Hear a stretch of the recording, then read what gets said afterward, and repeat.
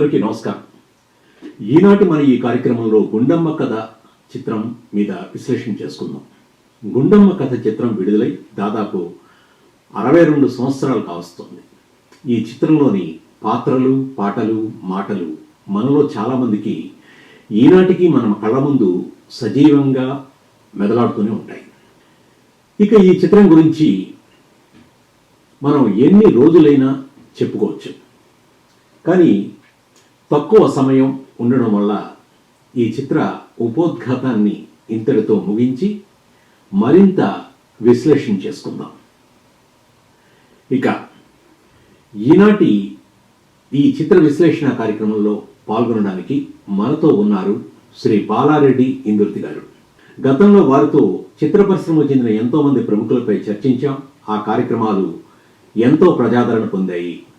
బాలారెడ్డి ఇందుర్తి గారు ప్రస్తుతం శంకర నేత్రాలయ యుఎస్ఏకు అధ్యక్షులుగా ఉంటూ ఎంతో మందికి కంటి చూపు సంబంధిత వ్యాధుల నివారణకు కృషి చేస్తున్నారు.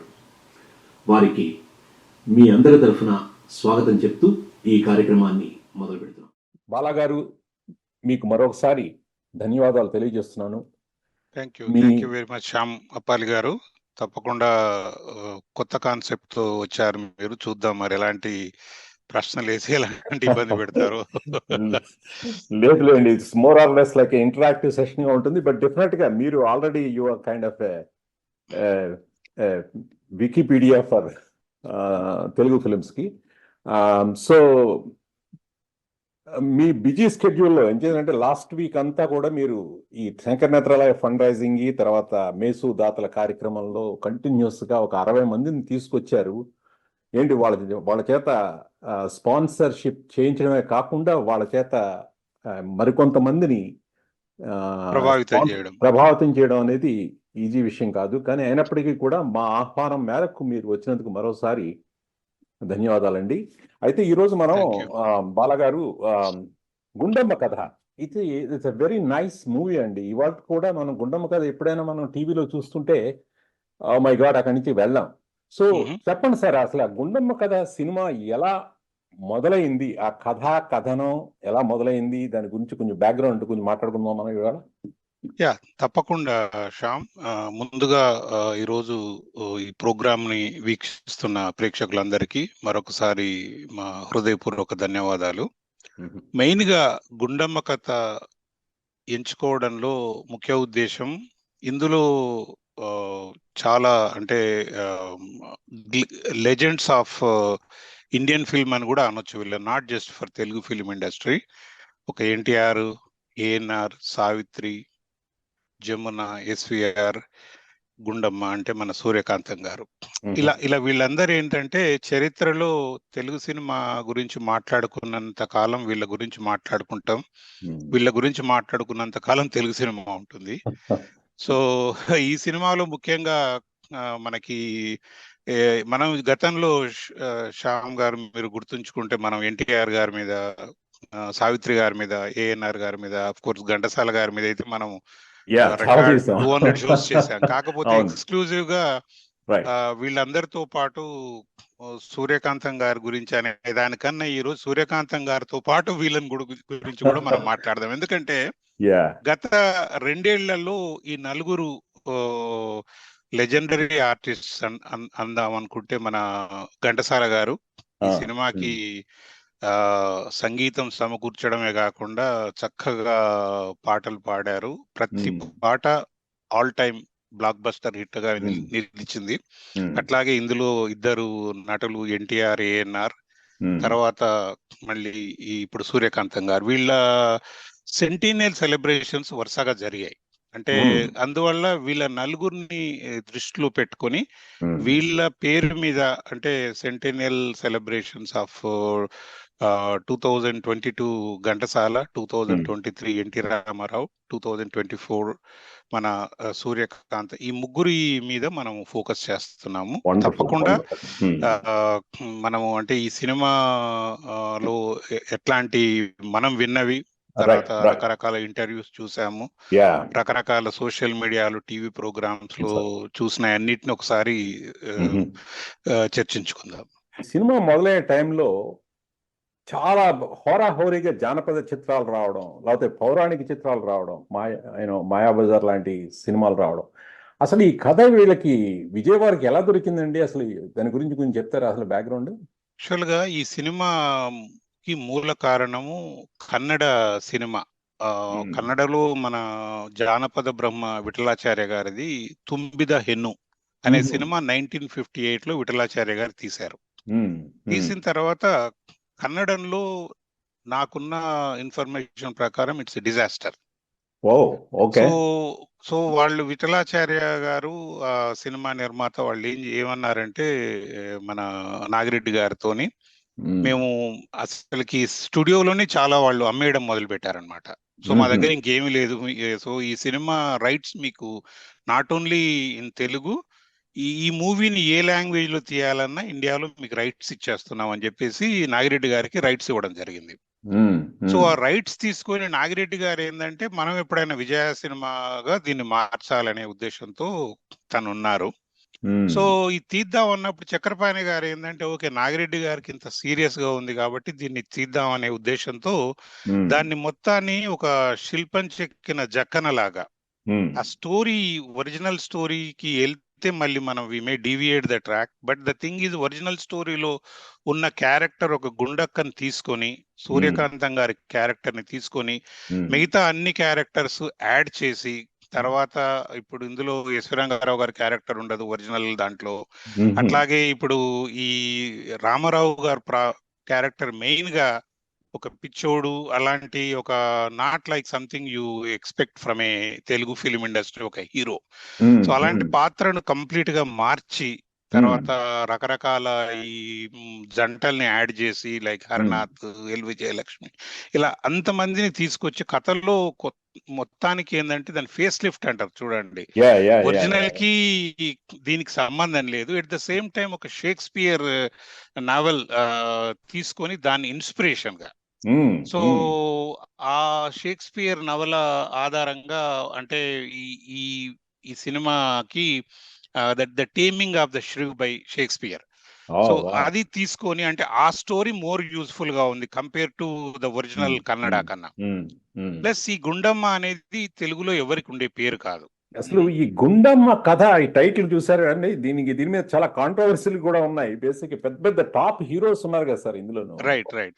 గుండమ్మ కథలో అంటే కరెక్ట్ ఇప్పుడు ఇద్దరు హీరోలు ఇద్దరు హీరోయిన్లు యశ్వరంగారావు గారు ఉన్నప్పుడు కూడా సూర్యకాంతం పేరు పెట్టారు అంటే the credit goes to Nagireddy Chakrapani. And పాత్ర ఈజ్ డిమాండింగ్ ఎందుకంటే ఏ పాత్ర వచ్చినా ఆమె చుట్టూ తిరుగుతూ ఉంటాయి. అంటే ఆమె ప్రజెన్స్ లో కానీ ఆమె అవే ఫ్రమ్ దట్ క్యారెక్టర్ కూడా మాట్లాడుకునేది ఎప్పుడు గుండక్క గురించే. ఆవిడ ఇంటికి వెళ్ళాలి, ఈ పథకం పన్నాలి, ఆవిడ ఇంటికి వెళ్తే ఈ కష్టాలు అంటే total movie running revolves around Suryakantham కాబట్టి they thought that is the right apt title. I think you're absolutely right అండి. ఇంకోటి ఏంటంటే ఇప్పుడు చూడండి ఇందులో ఎంతమంది బిజీ ఆర్టిస్టులు ఉన్నారండి. వీళ్ళందరి కార్డ్ షీట్లు ఎలా సాధ్యమైందంటారు అసలు? ఇప్పుడు ఈ సినిమాలో డెఫినెట్ గా మనము కొన్ని గుర్తు చేసుకోవాల్సిన పేర్లు మనం ప్రస్తుతం హీరోల పేర్లు చెప్పాము. తర్వాత మెయిన్ గా కథకు మూల కారణం చక్రపాణి గారి గురించి మాట్లాడుకున్నాము. తర్వాత మ్యూజిక్ ఘంటసాల గారు. అయితే ప్రతి సినిమాలో కూడా ఎట్లుంటుందంటే రిపీట్ ఆడియన్స్ కావాలి అంటే మాట్లాడే డైలాగ్స్ కథ ఒక్కటే కాదు, ఆ కథని వినసొంపుగా చెప్పే వాళ్ళు కావాలి. సో ద రైటర్ డివి నరసరాజు గారు డైలాగ్స్ ఇప్పుడు ఏమన్నంటే మాటలు అంటే మనకు గుర్తొచ్చేది ఓన్లీ త్రివిక్రమ్. మాటల మాంత్రికుడు అంటాము. త్రివిక్రమ్ డైలాగ్స్ ని మనం స్పెషల్ గా ఎంజాయ్ చేస్తాం because we know the thing. Story ఏదన్నా ఉండని ఆయన ఏది తీసుకుంటాడు స్టోరీ తెలియదు కానీ డైలాగ్స్ మాత్రం ఎవరికి తీసుకోడు ఎందుకంటే దట్ ఈస్. అయితే ఇక్కడ త్రివిక్రమ్ మన చక్రపాణి గారు కథ రాసి డైలాగ్స్ అన్ని నరసరాజు గారికి అప్పచెప్పడము. ఆ డైలాగ్స్ ఎట్లా ఉన్నాయంటే మెయిన్ గా ద డైలాగ్స్ సన్నివేశం ఈ ముగ్గురులో సూర్యకాంతం, రామారావు, రమణారెడ్డి మధ్య జరిగే track it pulled so much repeat audience. చాలా వరకు ఏంటంటే రిపీట్ ఆడియన్స్ ఉండాలి అంటే మనకు పంచ్ డైలాగ్స్ కావాలి. ఆ Correct. డైలాగ్స్ అన్ని ఎప్పుడు వేసినా కూడా పేలుతాయి. ప్లస్ రావాలి. ఇంకోటి అవును. ఏంటంటే ఈ చెప్పే వాళ్ళల్లో కూడా ఈజ్ ఉండాలి. కరెక్ట్. సో అందువల్ల ఏంటంటే మళ్ళీ ఇంక అనదర్ పర్సన్ ని మనం ఇక్కడ గుర్తుపెట్టుకోవాల్సింది మన అంటే ఆఫ్ కోర్స్ సింగర్స్ అందరూ ఘంటసాల గారు, సుశీల గారు, లీల గారు, అండ్ ఇద్దరి హీరోలకి ఘంటసాల గారే పాడడం. నార్మల్ గా సెకండ్ హీరో అనేది ఘంటసాల గారు కాకుండా ఇంకొక సింగర్ ని పాడిస్తే ఆ హీరోని డౌన్ గ్రేడ్ చేసినట్టు అవుతుంది. సో అందువల్ల they want to treat equally. So ఆ ఉద్దేశంతో వీళ్ళందరి కాంబినేషన్ అన్నమాట. సో ఇప్పుడు ఆ సంస్థలో మెయిన్ గా ముఖ్యంగా చెప్పుకోవాలంటే మనం చెప్పుకున్న పేర్లు కాకుండా మార్కస్ బార్ట్లీ అండ్ మన ఆయన సినిమాటోగ్రఫర్ కదా బేసిక్ గా. ఆయన సినిమాటోగ్రఫర్ బేసిక్ గా ఆయన అతను మన ఇందాక పింగళి నాగేంద్రరావు గారేమో పాటలు, అండ్ ఆయన మామూలుగా అయితే విజయ సంస్థకు పాటలు రెండు ఆయన్నే చేస్తారు. లైక్ కేవి రెడ్డి సినిమాల్లో వేరే వాళ్ళు మాటలు రాయరు, అతనే రాస్తారు పాటలు మాటలు. బట్ ఇక్కడ ఏంటంటే చక్రపాణి గారు చోజ్ డివి నరసరాజు ఫర్ మాటలు, పింగళి ఫర్ పాటలు, అండ్ మార్కస్ బార్ట్లీ ఇంకా అతను మాయాబజార్ ఇలాంటి సినిమాలు చూసినప్పుడు అతను ఒక ఎంత గ్రేటెస్ట్ మన సినిమాటోగ్రాఫర్ అర్థమవుతుంది.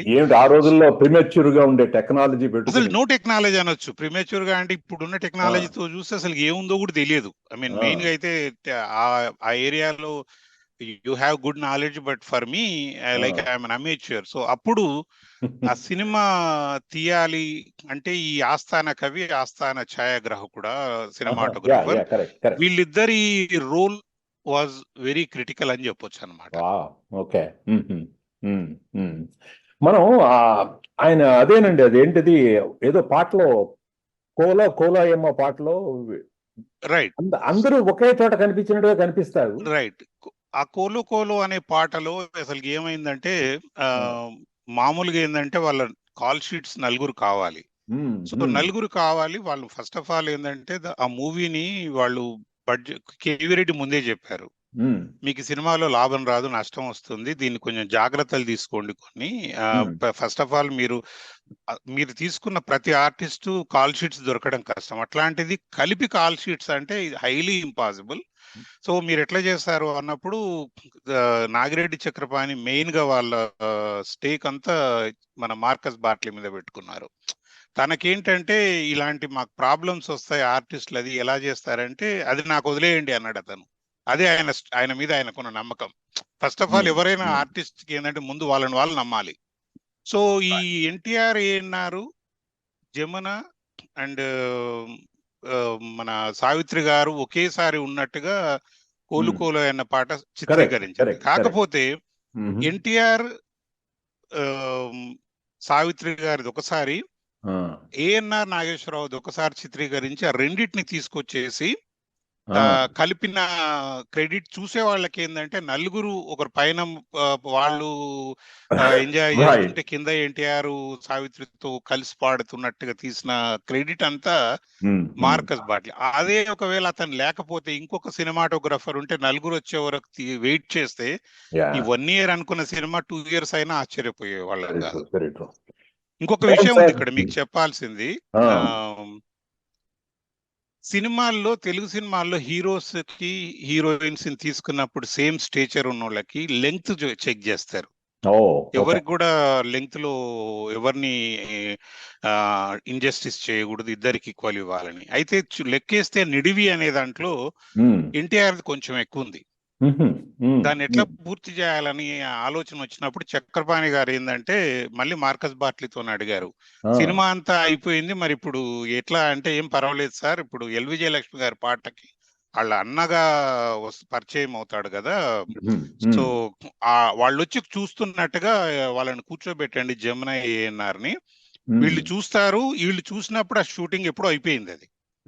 సో ఇది చేసి ఆ ANR, Jamuna they are enjoying that L Vijayalakshmi dance, అది చేసి దాన్ని అక్కడ లెంగ్త్ మ్యాచ్ చేసి ఫైనల్ గా వెన్ ద మూవీ రిలీజ్డ్ ఇద్దరికి ఈక్వల్ లెంగ్త్ ఉంది అనేది కూడా చెక్ చేసుకున్నారు వాళ్ళు. Brilliant brilliant. Very good very good very good. ఇప్పుడు మనం ఇంకొక చిన్న విషయం అండి, ఈ విషయంలో ఇప్పుడు ఏం చేద్దాం, మీరు నాగేశ్వరరావు గారు, జమున గారు, ఎన్టీ రామారావు అండ్ సావిత్రి చెప్పారు కదా, ఏదో కాంట్రవర్సీ అయిన తర్వాత ఇది జరిగింది ఈ సినిమా అన్నారు కదా, అసలు కాంట్రవర్సీ ఏమిటి సార్, దాని గురించి కొంచెం చెప్పండి. సో ఈ సినిమాకి ఉన్న కాంట్రవర్సీ ఏంటంటే, అంతకుముందు ఏఎన్ఆర్ కి జమునాకి మధ్య జరిగిన నాకు తెలిసి చివరి మూవీ ఇల్లరికం. అప్పుడు వాళ్ళిద్దరి మధ్య కొన్ని అంటే అభిప్రాయ భేదాలు వచ్చాయి, అంటే కంపాటబిలిటీ తగ్గడం అంటారు. అంటే ఇతను ఒక హీరోయిన్ ఏమనుకుంటారు, ఆమె కోస్టార్, ఆమె ఈక్వల్లీ ఇంపార్టెంట్.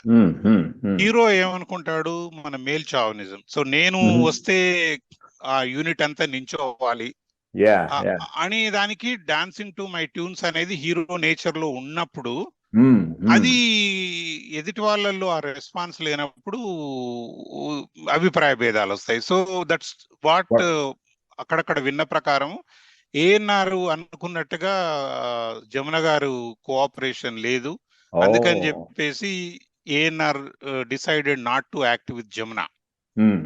అప్పుడు మళ్ళీ తను ఊరుకోకుండా, తను ఒకరితో నచ్చకపోతే దూరంగా ఉంటే పర్వాలే, తను మళ్ళీ జోడెద్దుల బండి పక్కన వెళ్ళి ఎన్టీఆర్ గారికి చెప్పి, బ్రదర్ ఇట్లా మనకు ఒక ఇట్లా మనని కేర్ చేయకుండా, అంటే హీరో లెక్క, అంటే ఎక్కువ హీరోయిన్ తక్కువ అనే ఉద్దేశంతో ఇట్లా మనతో ఇట్లా ఉన్నారు, ఈమెతో మనం చేయకపోతే బెటర్, ఇంత పొగరున్న హీరోయిన్స్ అన్నట్టుగా ఏదో చెప్తే, రామారావు ఆల్వేస్ ఒకటి ఉంది మూవీ ఫీల్డ్ లో, ఎవరెళ్ళి చెప్పినా నమ్మేస్తాడు, వింటాడు.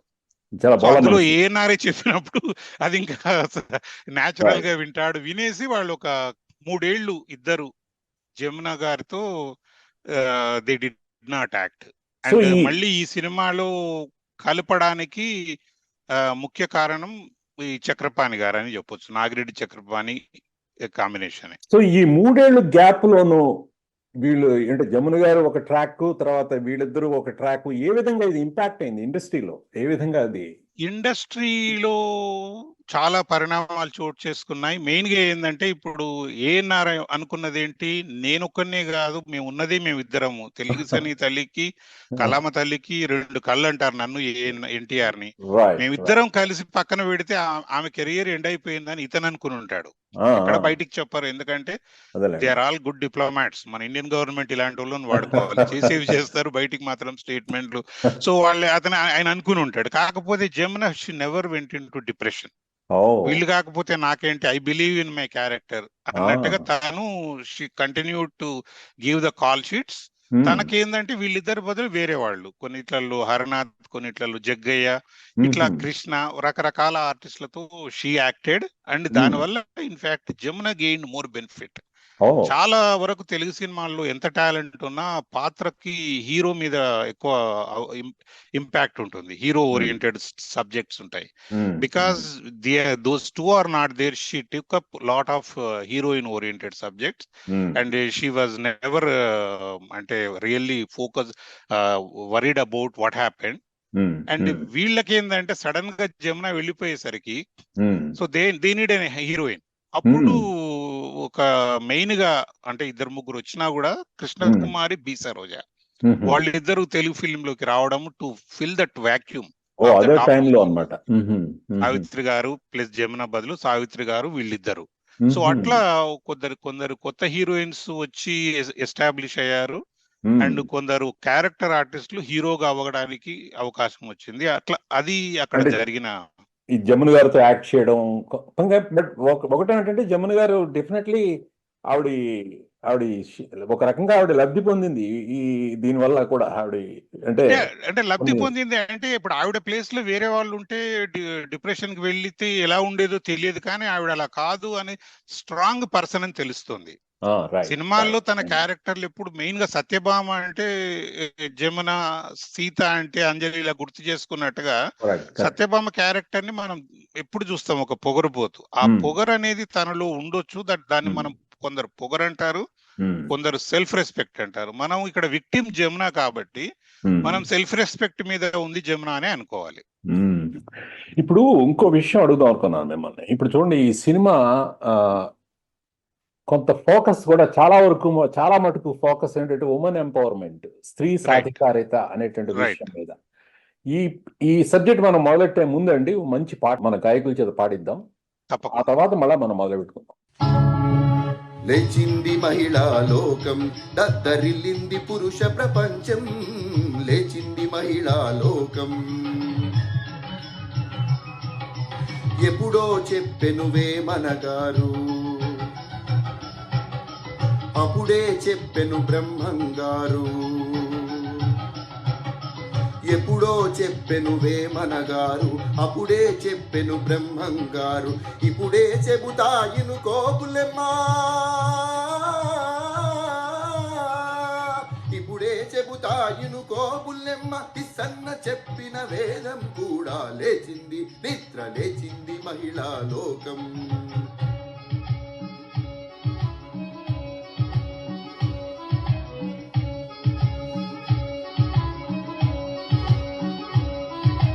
పల్లెటూళ్ళలో పంచాయతీలు, పట్టణాలలో ఉద్యోగాలు. పల్లెటూళ్ళలో పంచాయతీలు, పట్టణాలలో ఉద్యోగాలు.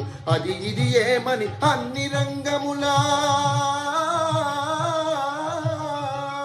అది ఇది ఏమని అన్ని రంగముల మగధీరులనెదిరించారు, నిరుద్యోగులను పెంచారు.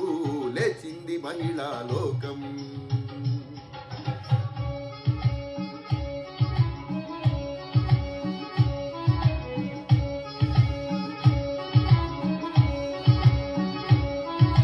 చట్టసభలలో సీట్ల కోసం భర్తలతోనే పోటీ చేసి, చట్టసభలలో సీట్ల కోసం భర్తలతోనే పోటీ చేసి, ఢిల్లీ సభలో పీఠం వేసి, ఢిల్లీ సభలో పీఠం వేసి లెక్చరులెన్నో దంచారు, విడాకు చట్టం తెచ్చారు. లేచింది నిద్ర లేచింది మహిళా లోకం, దద్దరిల్లింది పురుష ప్రపంచం. లేచింది నిద్ర లేచింది, నిద్ర లేచింది మహిళా లోకం. సో ఏమంటారు అసలు ఈ స్త్రీ సాధికారత? మనం ఎప్పుడు టాకింగ్ అబౌట్ 62 years బ్యాక్, ఈ వాళ్ళకి కూడా ఇది ఇది ఇది దాంట్లో ఉండేటువంటి ప్రిన్సిపల్స్ ఏమిటి, దాంట్లో ఉండేటువంటి అన్ని ఇవాటి కూడా అప్లై చేస్తాయి, ఇవాటి కూడా కొన్ని ఇంప్లిమెంట్ చేయలేదేమో అనిపిస్తుంటుంది. దాని మీద ఏమంటారు మీరు?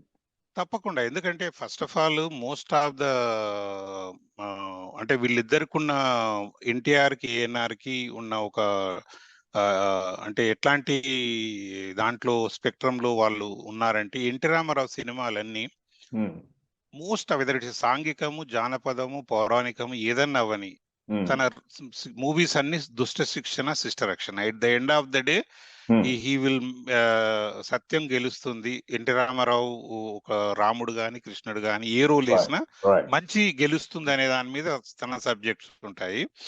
ఏఎన్ఆర్ ఏమో ఎక్కువ కుటుంబ కథ ప్లస్ రొమాంటిక్ చిత్రాలు. ఇక్కడ ఏంటంటే చాలా సినిమాల్లో Rama Rao gave lot of boost to women oriented subjects. Women empowerment మీద చాలా సినిమాలు ఉన్నాయి. Though he's a big mass hero. ఇందులో ఏంటంటే పింగళి రాసిన కొన్ని పదాలు, ఇప్పుడు లేచింది మహిళా లోకం అనే పాటలో స్టార్టింగ్ ఆఫ్ ద సాంగ్ ని ఆ పదంతో రాయడం అనేది పింగళి గొప్పతనం. మధ్యలో ఏదో ఇప్పుడు వస్తున్న చట్టసభలలో సీట్ల కోసం భర్తలతోనే పోటీ చేసి ఢిల్లీ సభలో పీఠం వేసి డైరెక్ట్ గా అక్కడ ఇందిరాగాంధీ వరకు వెళ్ళిపోయారు వాళ్ళు. అంటే బేసిక్ గా ఏంటంటే ఒక ఈ విమెన్ అనేవాళ్ళు అంటే దాని కంప్లైంట్ గా చెప్పట్లేదు ఎన్టీ రామారావు, సరదాగా పిండి రుబ్బుతూ గుండాకకు చెప్తున్నాడు, నువ్వేమో ఇట్లా చూడు ఈ ఇంటికి ఈక్వల్ వారసురాలివి, జమునెంతో నువ్వంతే, కానీ నువ్వు ఇక్కడేమో పిండి రుబ్బుతూ పెరట్లో ఉన్నావు, అక్కడనేమో మహిళలేమో ఇంకో సైడ్ చట్టసభలో భర్తలతోటి పోటీ పడ్డారు, నచ్చకపోతే విడాకు చట్టం కూడా తెచ్చారు. ఇవన్నీ పింగళి మాటలు ఎలా ఉంటుందంటే, ఒక కాయిన్ వేస్తే ఎలా టాస్ వేస్తే ఎంత సులభమో పింగళి మాటలు కూడా అలా వచ్చేస్తుంటాయి. అవి ఇప్పటికీ ఆ లైన్స్ లో మీనింగ్ అంత బాగుంది కాబట్టి వన్స్ ఎనీథింగ్ పాట గాని మాట గాని ఆడియన్స్ కనెక్ట్ అయితే అది ఇప్పటికీ ఉంటుంది. అందుకే గుండమ్మ కథ ఇన్నేళ్లకు కూడా మనం దాన్ని ఫస్ట్ టైం చూసినట్టు ఎందుకు చూస్తామంటే ఇవే అన్నమాట. అందులో రామారావు అంటే the way he presented that song, you know తను కాకుండా వేరే వాళ్ళు చేస్తే ఇంకెలా ఉండేదో, అంటే ఒక పనివాడిగా కనిపించి నెక్కరేసుకొని. ఎన్టీ రామారావు సినిమా ఫీల్డ్ కి వచ్చిందే నెక్కర్తో, ఎందుకంటే మన దేశంలో ఒక కానిస్టేబుల్ రైట్. తర్వాత రామారావు సీఎం అయిన తర్వాత నాకు నచ్చింది షార్ట్స్ వేసుకోవడం, కానీ సినిమాల్లో గౌరవం చేసుకున్నాడు. ఫస్ట్ పోలీసులకి కానిస్టేబుల్స్ కి రామారావు వచ్చే వరకు ముఖ్యమంత్రిగా కానిస్టేబుల్స్ కి షార్ట్స్ ఉండేవి. తను వచ్చాక ముందు మార్చిందే అదన్నమాట. First GO one of the things in the police department side మార్చిందంటూ ప్రతి వాడికి ప్యాంట్ ఉండాలి, కానిస్టేబుల్ గానీ బీట్ కానిస్టేబుల్ గానీ. సో అట్లాంటిది, బట్ రామారావు ఇంత బిగ్ స్టార్ అయ్యాడు ఫస్ట్ మూవీలో అంటే మన దేశంలో ఆయనకి ఏం సంబంధం లే, ఏం చెప్తే అది వేసుకుంటాడు. కానీ గుండమ్మ కథ cinema is his 100th movie. ఎట్లుంటుంది ఎక్స్పెక్టేషన్, ఎలాంటి గెటప్లు ఉండాలి అన్ని పక్కన పెట్టేసి దట్ క్యారెక్టర్ సేస్ ఒక వంటవాడిగా పోవాలంటే పనుడు ఎలా ఉంటాడు ఆ గెటప్ లో ఉన్నాడు అనమాట. టోటల్ 8 పాటలు ఉన్నాయి సినిమాలో. 8 పాటల్లో అన్నిటికీ ఘంటసాల గారు మ్యూజిక్ కంపోజ్ చేయడము, తర్వాత బ్యాక్గ్రౌండ్ స్కోర్ మ్యూజిక్ ఇచ్చి మళ్ళీ పాడడం. ఘంటసాల గారు డ్యూయట్స్ సోలోస్ అన్ని ఘంటసాల గారు పాడారు. అయితే ఈ పాటల్లో కూడా తను పింగళికి ఏంటి సాంగ్ రెడీ అయిందా అని చక్రపాణి గారు అడిగారంట. ఏమో సార్ ఈ పాటని మనం ఒక ఊటీలో ఒక సెట్ వేస్తే దానికి నాకు థాట్ రావట్లేదు, అక్కడ వెళ్ళి రాస్తే ఎలా ఉంటది అని చెప్పేసి నాకు అనిపిస్తోంది అక్కడ అని పింగళి అన్నారంట. చక్రపాణి గారు ఉండి ఊటీలో సెట్ ఏందండి, విజయ సంస్థ మనదంతా ఖాళీగా ఉంది, మనం ఇక్కడే వేసేద్దాము సెట్, ఇక్కడ వేసేద్దాము అని అంటే, ఓ అయితే నాకు పల్ల వచ్చేసింది అన్నాడంట పింగళి. ఏంటి పల్లవి రావడం ఏంటంటే ఊటీ కొడైకొనాల్ ఏలను అనేది ఒక వస్తుంది చూడు, ప్రేమయాత్ర మనము ఏలను అనే దాంట్లో ఇవన్నీ చెప్తాడు. అది అంటే ఇది నిజంగా ఎంజాయ్ చేయాలంటే ఆ ప్లేసే అవసరం లేదనే దానికి ఆయన జనరల్ డిస్కస్ చేశాడు, దాంట్లోంచి లాక్కున్నాడు. అది రచయిత గొప్పతనం. క్వశ్చన్ వేసేవాడు రచయిత, వినేవాడు పాటల రచయిత. వాళ్ళిద్దరి మధ్య డిస్కషన్ ఎప్పుడు it will generate some new ideas. బాగుంది, చాలా బాగుంది. తర్వాత మీరు ఈ సినిమాలో డైలాగులు, ఇప్పుడు రమణారెడ్డి ఉన్నారనుకోండి, ఆయన వేసిన ప్రతి డైలాగు కూడా పేలిందండి నిజంగా. ఏమైనా గుర్తుందా చిన్న డైలాగ్ అని చెప్తారా? ఇప్పుడు అందులో కొన్నేను కాదు, అంటే కొన్నిసార్లు ఏంటంటే ఫస్ట్ ఆఫ్ ఆల్ ఇప్పుడు హోటల్కి వెళ్తాడు, సర్వర్ ఉండి ఏంటయ్యా ఈ మధ్య మరి నీళ్లు ఎక్కిస్తున్నారు అంటే ఈ మధ్య మా ఆవు ఎక్కువ నీళ్లు తాగుతుందిలే అన్నట్టు ఏదో మాట్లాడతాడు. సో అంటే అసలుకి ఆ రమణారెడ్డి అయితే ఇందులో మనం గుర్తుపెట్టుకోవాల్సింది, టోటల్ గా పాథటిక్ సబ్జెక్ట్ ఉన్న కన్నడ సినిమాని తెలుగులోకి మార్చినప్పుడు మొత్తం కామెడీ ట్రాక్ గా చేశారు. అందులో ప్రతి వాళ్ళు ఎన్టీ రామారావు లాంటి పెద్ద మాస్ ఇమేజ్ ఉన్న actor beginning to end out and out comedy నడిపిస్తుంటాడు. సో తర్వాత ఫస్ట్ రేలంగి వెళ్ళి కంప్లైంట్ చేశాడంట విజయవాడకి, ఏంటి నాగిరెడ్డి గారు చక్రపాణి గారు నేను రమణారెడ్డి లేకుండా మీరు ఏ సినిమా తీయరు, ఇక్కడ మరి రమణారెడ్డి ఉన్నాడు నేనేమయ్యాను అన్నాడంట. అంటే నువ్వేం కాలేదు, ఈ సినిమా టోటల్ కామెడీ, ఆ కామెడీ అంతా ఎన్టీఆర్ మీద నడుస్తూ ఉంటుంది. సో నిన్ను తీసి కామెడీకి పెట్టుకుంటే కామెడీ ఉంటుంది కానీ హీరో ట్రాక్ మిస్ అవుతుంది. సో సబ్జెక్ట్ ని ఇప్పటికే మేము చాలా మార్పులు చేస్తే ఇక్కడికి వచ్చింది. సో అందువల్ల తప్పిస్తే నిన్ను పక్కన పెట్టాలని కాదు, ఈ ట్రాక్ అంతా కామెడీ, నీ రోల్ అంటే కామెడీని నింపడానికి ఎన్టీ రామారావు ఉన్నాడు అన్నట్టుగా తను చెప్పడం జరిగింది అనమాట. ఇంకా డైలాగ్స్ కూడా గుండమ్మ యొక్క ఇంటెన్సిటీ, తన మాట సూర్యకాంతం గారిని చూడగానే ప్రతి వాళ్ళు అమ్మో గయాలి అంటాం. జస్ట్ అంటే తను గయాలిగా లేకపోతే విలన్ గా ఉండాలంటే ఆవిడేదో పెద్దగా గెటప్లతో కాదు, తన యాక్షన్ లో గయాలి.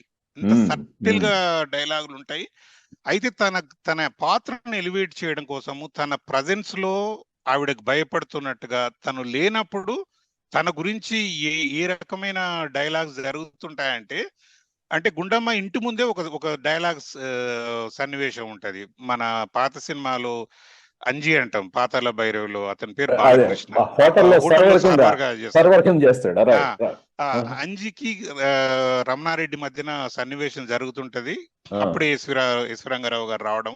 ఈ ముగ్గురు మధ్య డైలాగ్స్ ఎలా ఉంటుందంటే, ఇంకా ఇంట్లోకి వెళ్తే మనం అసలుకి మన పరిస్థితి అయిపోతుంది అన్నట్టుగా అది ఒక వార్ జోన్. అంత భయంకరమైన ఉగ్రవాదులు ఉండే ప్లేస్ లాంటిది సూర్యకాంతం ఉందన్నట్టుగా వీళ్ళు మాట్లాడుతుంటారు. అంటే సో ద థింగ్ ఏంటంటే, దాని ఎవ్రీ సన్నివేశంలో మన గుండమ్మని ఆమె యాక్షన్ తో పాటు పక్క పాత్రలు చేసే ఎలివేషన్ లో అది ఒక పెడెస్టల్ తీసుకెళ్లిపోయారన్నమాట. అందువల్ల ఏంటంటే, ఇప్పుడు యాక్చువల్ గా గుండమ్మ అనే దానికి ఇంకా మీది చాలా ఈ షూటింగ్ పెరుగుతా ఉంది. 2 నెలలు అనుకున్నారు, 4 నెలలు అనుకున్నారు, 1 ఇయర్ దగ్గరకు వచ్చింది. సో ఇప్పటికి ఇంతకు ఎప్పుడైపోతుంది మీ గుండమ్మ కథ అని అడగడం మొదలు పెట్టారు ఈ నాగిరెడ్డి గారు, కేవీ రెడ్డి గారు, నాగిరెడ్డిని చక్రపాణి. సో ఇదేదో బాగుంది కదా, ఎప్పుడైపోతుంది గుండమ్మ కథ అన్నాడు. పేరే గుండమ్మ కథ పెట్టేద్దాం అని చెప్పేసి అప్పుడు ఆ కథ అనేది ముందు ఒరిజినల్ దాంట్లో గుండమ్మే సో కథగా పెట్టి గుండమ్మ కథ అనేది రిలీజ్ చేశారు అనమాట. కాసేపు మనం ఇప్పుడు సూర్యకాంతం గారి గురించి మాట్లాడుకుందాం అండి. నిజంగానండి అల్టిమేట్ క్యారెక్టర్ నభూతో నభవిష్యత్. ఆవిడ చేసినటువంటి క్యారెక్టర్ ఇవాళకి కూడా ఎవడు రిప్లేస్ చేయలేరు ఆ క్యారెక్టర్ ని. మనం 100% ఒక సవితి తల్లిగా కానీ, లేకపోతే ఒక అత్తగారుగా కానీ, ఆ ఎడం చేతి పోవడం కానీ నిజంగా ఆవిడ అంటే ప్రతి మచ్ ఏ పాత్ర మెయిన్ గా ఈ 2 పాత్రలు అండి ఆవిడ స్క్రీన్ మీద వచ్చిందంటే నిజంగాను చాలా. ఫస్ట్ ఆఫ్ ఆల్ సూర్యకాంతం సినిమాలో లేని సినిమాలు చాలా తక్కువ ఉంటాయి, పాత సినిమాలు. అందులో విజయవారి సినిమాల్లో వీళ్ళు ఎన్టీ రామారావు, సూర్యకాంతం, రమణారెడ్డి, రేలంగి ఆర్ స్టాండర్డ్. ఎప్పుడన్నా బై మిస్టేక్ పెట్టుకోకపోతే ఇక్కడ వచ్చి రేలంగి ఎట్లా అడిగేవాళ్ళు, సూర్యకాంతం కూడా వెళ్ళి అదే ధైర్యంతో అడిగేదంట. అది ఆమెకున్న కంఫర్ట్ జోన్. నేను ఏంటి మన సినిమాలో అన్నట్టుగా, అంటే మన సినిమాలో అని, మీ సినిమాలో లేనని కాదు. సో ఈ సూర్యకాంతం ఉంది అంటేనే మనకందరికి ఎక్కడ లేని సింపతి వస్తుంది హీరోయిన్ మీద. అయ్యో పాపం సవితిలో ఏమైపోతుంది సూర్యకాంతం అని. అది అందుకని చెప్పేసి ఎంత ఇంపాక్ట్ క్రియేట్ చేసింది ఆవిడ అంటే ఆ పాత్రకి. ఎవరు ధైర్యం చేసి ఎవరి పేరు గుండమ్మ అని పెట్టుకోలేదు, ఎవరి పేరు సూర్యకాంతం అని లేదు, ఎవరి పేరు ఉండదు. సూర్యకాంతం అని ఎవరి ఇంట్లో పెట్టుకుంటారా, బట్ ఎవ్రీబడి లవ్ సూర్యకాంతం. ఎందుకంటే ఆవిడ గురించి చెప్పే వింటున్న కొద్దీ సినిమాల్లో ఆవిడ పాత్రలు ఎంత కటువుగా, కర్కశంగా మనం ఒక విలనిజం చూస్తామో, నిజ జీవితంలో ఆవిడ అంత మంచిగా మిగతా వాళ్ళు ఉండరు అని. ఆవిడ సెట్ లోకి వస్తుందంటే అందరూ ఆవిడ తెచ్చే లంచ్ కి, ఫుడ్ కి వెయిట్ చేసేవాళ్ళంట. ఆవిడ తన ఒక్కదానికి, మిగతా యాక్టర్లు అందరూ వాళ్ళొక్కరికి లంచ్ తెచ్చుకుంటారు ఇంట్లోంచి, ఆరు ఇంటికి నుంచి లంచ్ వస్తుంది. బట్ సూర్యకాంతం వస్తూనే దాదాపు 7-8 మంది కలిసి తినేంత ఫుడ్ తీసుకొచ్చేవారంట. She's very good host. ఇంట్లో ఎవరినైనా హోస్ట్ చేయాలన్నా, లేకపోతే సెట్ లో అందరికి ఏం కావాలన్నా చూసుకోవడము. ఎట్ ద సేమ్ టైం ఆవిడ చాలా తెలివైన పర్సన్ గా కూడా చెప్తారు. ఎందుకంటే తను ఇచ్చే ముందు నిజంగా డిజర్వ్డా కాదా కనుక్కొని సహాయం చేస్తుంది. తనను బురుడి కొట్టించి సహాయం పొందే వాళ్ళు ఉండరు, కానీ తన దగ్గర సహాయం పొందిన వాళ్ళు చాలా మందికి జెన్యున్ గా ఐడెంటిఫై చేసి నెవర్ ఎక్స్పెక్ట్స్ ఎనీథింగ్ బ్యాక్. అపాత్రదానం చేయకుండా అండ్ ఒక పెద్ద ఫ్యామిలీలోంచి వచ్చింది ఆవిడ. ఒక 14 మంది ఉన్న ఫ్యామిలీలో సిబ్లింగ్స్ లో 10 మంది చనిపోయాక వీళ్ళు 4 సర్వైవర్స్ లో ఈ ఒక ఆవిడ. ప్లస్ తన ఇంట్రెస్ట్, తన ఎక్కువ హిందీ సినిమాల ఇంపాక్ట్, హిందీ సినిమాలు చూడడం, హిందీలో నటిద్దాం అనుకున్న ఆవిడకి అనుకోకుండా she ended up in Telugu movies. అది ఒక రకంగా మన అదృష్టంగా అనుకోవాలి.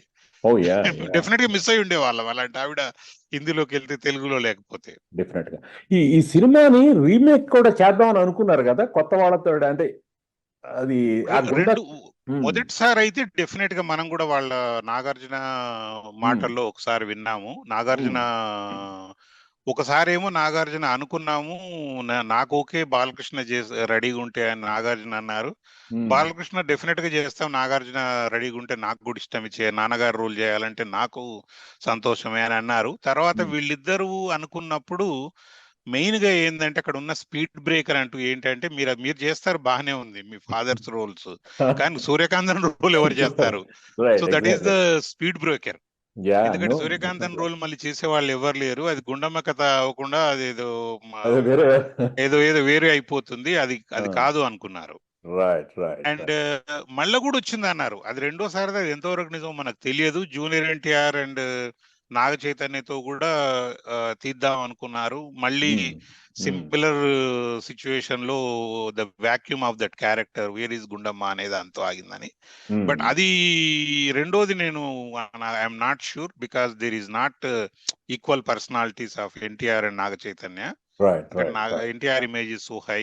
బట్ నాగార్జున బాలకృష్ణ మరి డెఫినెట్ గా వాళ్ళు చేయకపోవడమే. ఎందుకంటే నాగార్జున ఒక విషయంలో అన్నారు, మీరు ఎందుకు తీయలేదని ఇంకొక ఇంటర్వ్యూలో ఇదే నాగార్జున, దేవదాస్ తీసాం కదా ఏమైందండి అంటే కృష్ణ దేవదాస్ ఫెయిల్ అయిందని చెప్పకుండా దేవదాస్ ఏమైంది అంటే కొన్ని సినిమాలు వదిలేయాలండి, మనం చూసి సంతోషపడాలి. I think that is correct.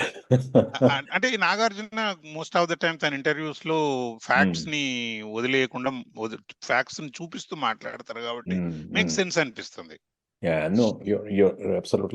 ఇప్పుడు మరొక చక్కటి యుగల గీతాన్ని గుండమ్మ కథ చిత్రం నుంచి మన ముందుకు పాడడానికి మరో ఇద్దరు కళాకారులు వస్తున్నారు. ఆ పాట విన్న తర్వాత మళ్ళా మన డిస్కషన్ మొదలు పెడదాం.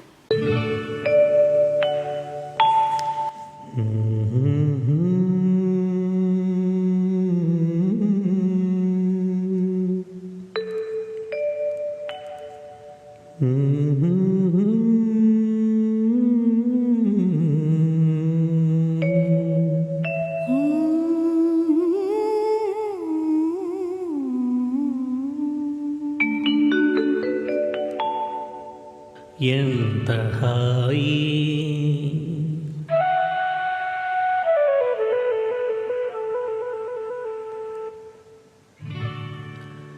ఎంత హాయి రే, ఎంత మధురమీ హాయి. ఎంత హాయి రే, ఎంత మధురమీ హాయి. చందమామ చల్లగా, మత్తు మందు చల్లగా, చందమామ చల్లగా, నీటి చల్లు చల్లగా. ఎంత హాయి ఎంత హాయి రే, ఎంత మధురమీ హాయి. ఎంత హాయి.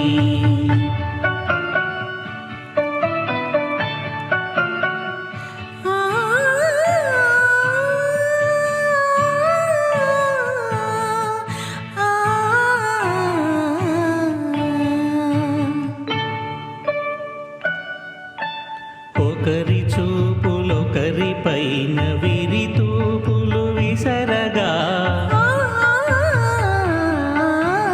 ఒకరి చూపులొకరి పైన విరితావులు వీచగా, విరితావుల పరవడిలో విరహమతిశయింపగా,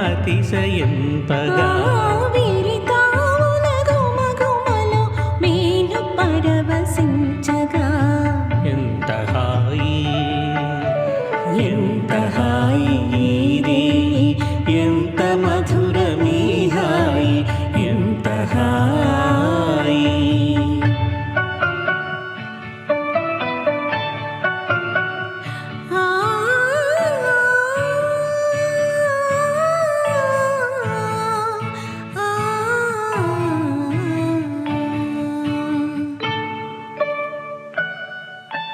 కానరాని కోయిలలు మనల మేలు కొలుపగా,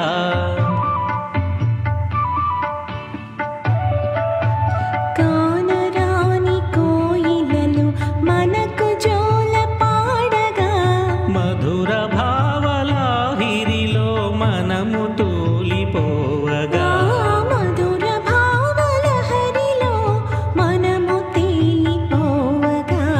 ఎంత హాయి ఎంత హాయి రే, ఎంత మధురమీ హాయి. చందమామ చల్లగా, మత్తు మందు చల్లగా. ఎంత హాయి.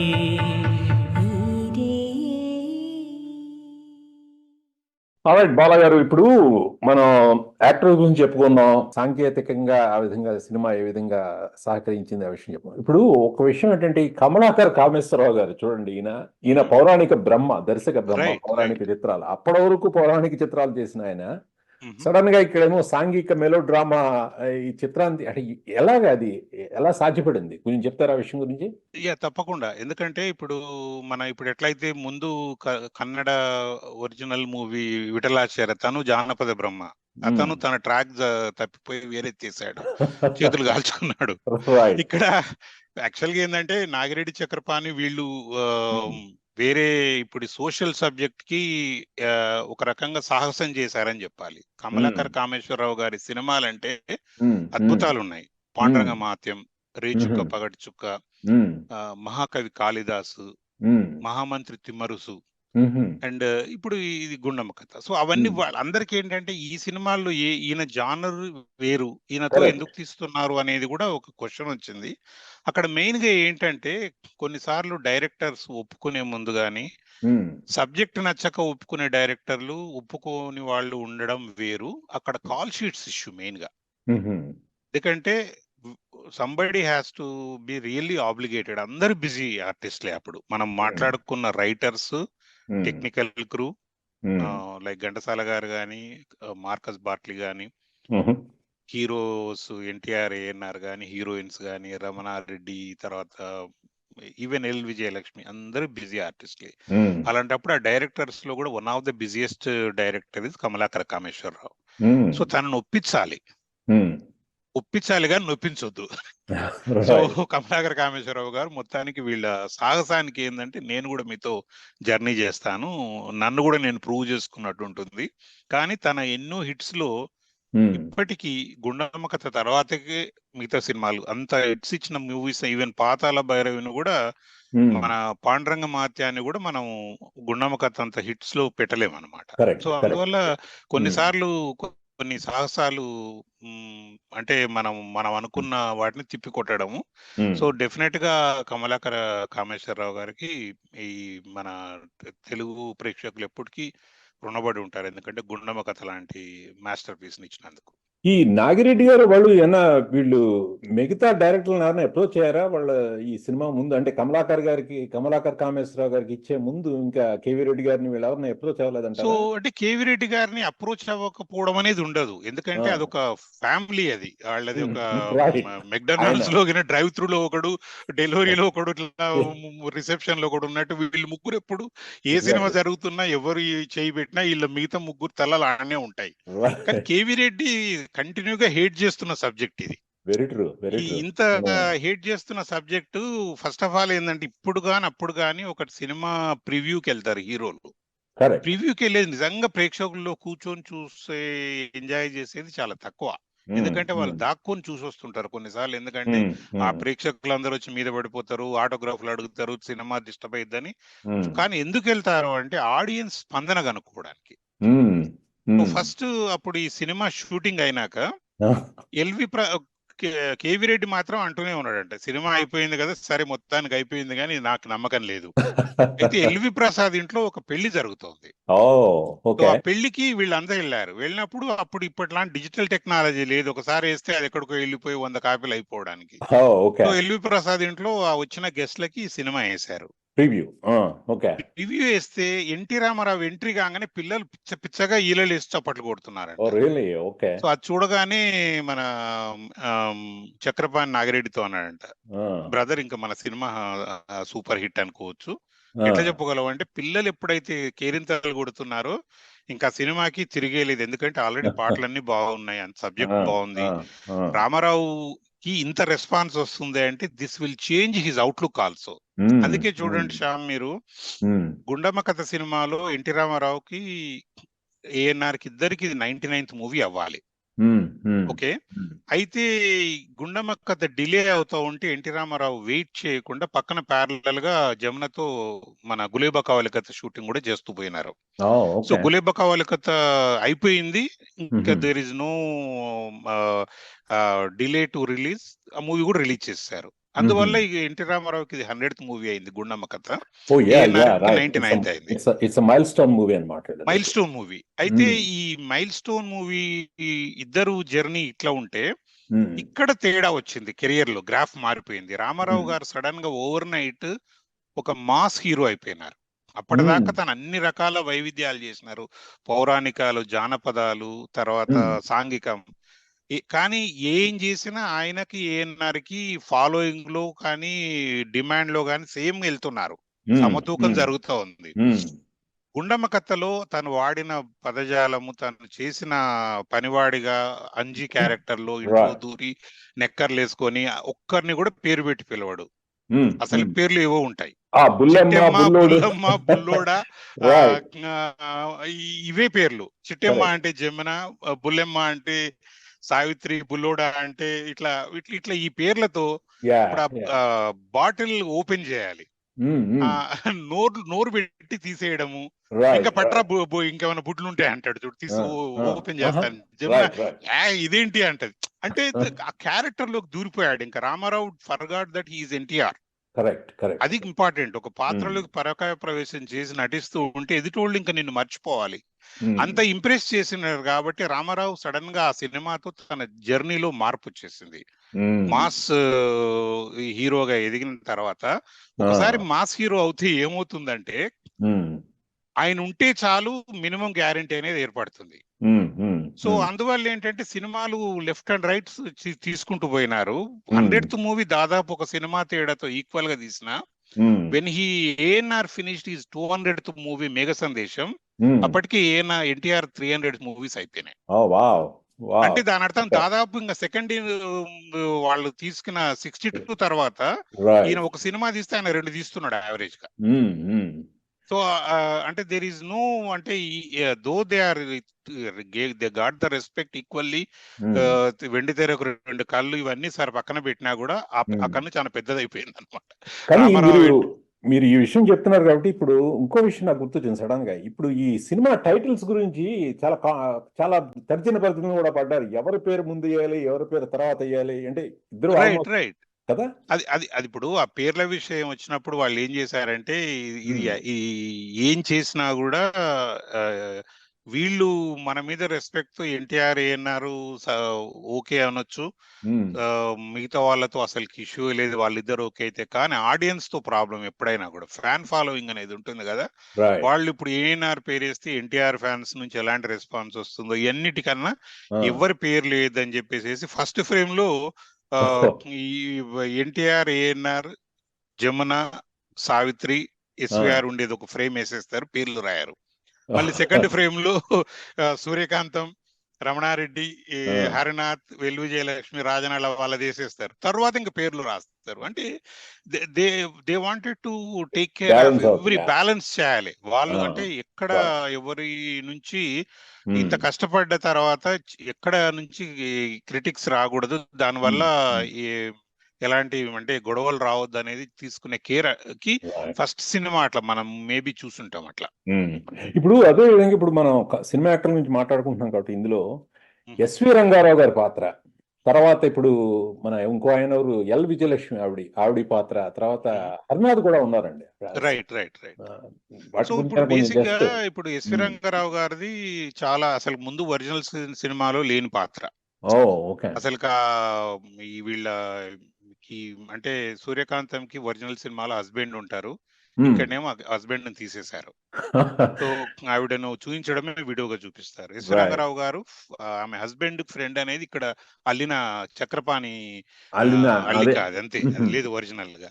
సో ఆ పాత్ర ఏంటంటే ఎస్వి రంగారావు గారిది చాలా ఒక అంటే ఆయన ప్రజెన్స్ మనకు చాలా అనిపిస్తుంది. ఒకసారి కనిపించినా చాలు అనే క్యారెక్టర్స్ లో మేబీ ఎస్వి రంగారావు ముందు వస్తాడు. నన్ను అడిగితే వెండి తెరకు వీళ్ళిద్దరు 2 కళ్ళు అంటే 3వ కన్ను శివుడు లాంటోడు మన ఎస్వి రంగారావు. తను కనిపిస్తే పాత్ర అతను నోరు విప్పక ముందే ఫ్రేమ్ నిండుగా ఉంటది. సో తనతో 2-3 సన్నివేశాలు కీలకము. తను వచ్చి పిల్లల కోసము, ఓ జమీందార్ అయినా సరే పిల్లల విషయంలో మళ్ళీ తను ఒక తండ్రి అన్నట్టుగా వచ్చి తనకు తర్వాత స్నేహితుడికి ఒక మాట ఇచ్చాను స్నేహితుడి వల్ల ఎంతో లబ్ధి పొందాను, మరి దానికి తిరిగి మళ్ళీ కృతజ్ఞత తీసుకునే అవకాశం వచ్చిందని పిల్లల్ని కన్విన్స్ చేసి వాళ్ళతో మాట్లాడినప్పుడు వాళ్ళు, ఓహో మనకు ఇంత హెల్ప్ చేశారా, అయితే మమ్మల్ని వదిలేయండి నాన్నగారు, నేను చూసుకుంటాను, అయితే నేను పనోడికి వెళ్తాను ఎన్టీఆర్ అనడము. తర్వాత నేను రెండో అమ్మాయికి ఇంత పొగరుందా, అయితే ఇవన్నిటికీ వీళ్ళని ఇలా మార్చడానికి ఎస్వి రంగారావు గారు ఆకాశరామన్న ఉత్తరం అని గంటయ్య రాసిన ఉత్తరం చదివినప్పుడు చెప్పేదాన్ని. So that small role but that is a big impact. Right right. Vijayalakshmi ఆవిడకి షీఈ్ ఎ డాన్సర్ మెయిన్ గా. ఈవెన్ టిల్ టుడే ఇప్పటికి తీసుకున్నా కూడా ఆవిడంత గొప్ప డాన్సర్ ఎవరు ఉండరు. సో ఆవిడకు అందుకని చెప్పేసి ఆమెకు న్యాయం చేయాలి అంటే ఒక డాన్స్ ఉంది కదా, కొందరు అడిగారంట చక్రపాణి, ఆవిడకు ఏమి స్టోరీలో భాగం లేదు, ఒక డాన్స్ పెట్టారు ఏంటి అని అంటే, మీరు మరి డాన్సే చూసారు కదా ఆవిడ అందుకే డాన్స్ పెట్టారు అని చెప్పేసి. అది ఇన్ఫాక్ట్ గుండమ్మ కథలో క్యారెక్టర్స్ లో అందరూ కైండ్ ఆఫ్ మనకి ఇప్పుడు అన్ఫార్చునేట్లీ అందరు చనిపోయినారు ఎక్సెప్ట్ విజయలక్ష్మి గారు. ఈవెన్ రీసెంట్ గా జరిగిన ఎన్టీఆర్ సెంటెనియల్ సెలబ్రేషన్స్ కూడా తను పర్సనల్ గా రావడం జరిగింది. సో ఛాయాదేవి వీళ్ళ కాంబినేషన్ ఏంటండి, డెడ్లీ కాంబినేషన్.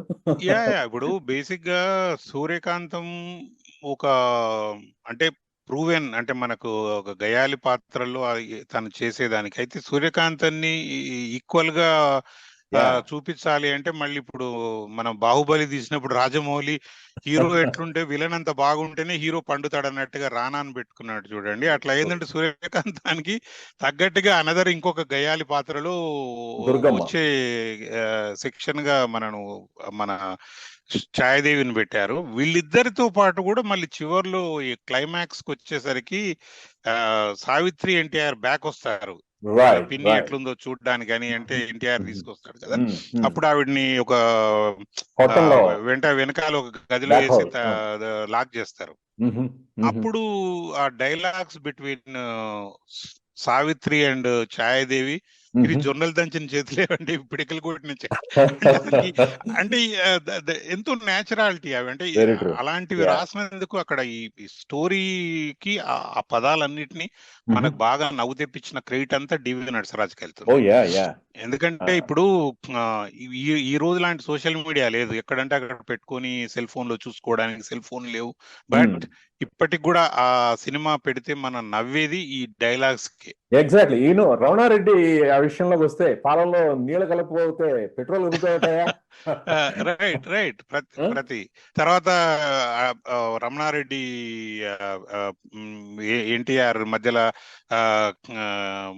గుండక్క అంటే అక్కేంట్రా అక్క అంటే ఏం గంటన్నా అంటే నాన్న అంటాడు చూడు. అంటే బేసిక్ గా అంటే ఒకే డైలాగులు అన్ని వరుసలు కలిపేస్తాడు అనమాట.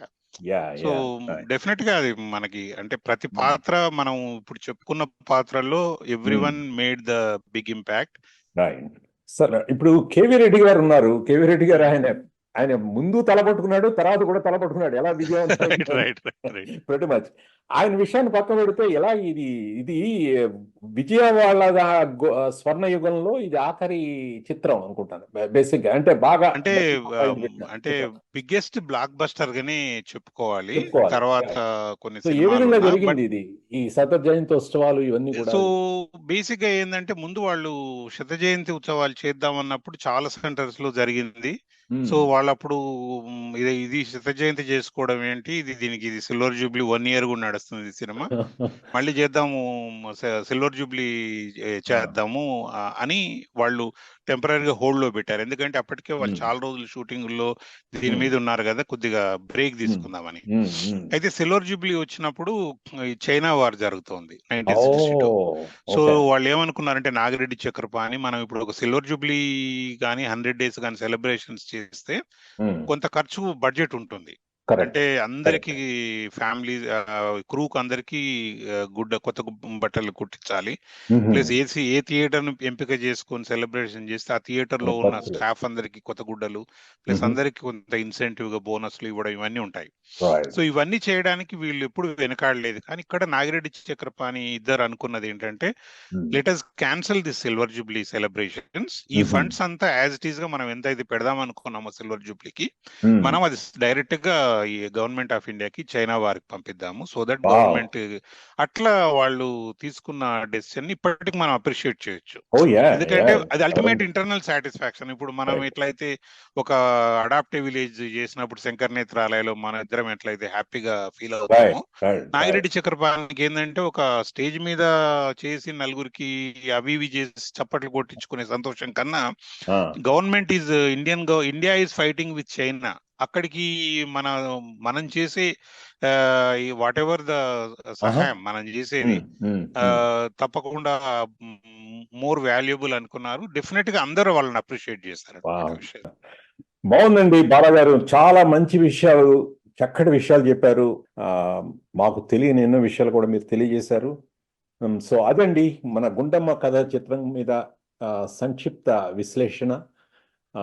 మీకు అందరికీ కూడా ఈ కార్యక్రమం తప్పకుండా నచ్చుతుందని ఆశిస్తూ భవిష్యత్తులో ఇలాంటి కార్యక్రమాలు మంచి మంచి మేము రూపొందిస్తాము అని మీకు మరోసారి తెలియజేసుకుంటూ ఈ కార్యక్రమాన్ని ఇంతటితో ముగిస్తున్నాం. నమస్కారం.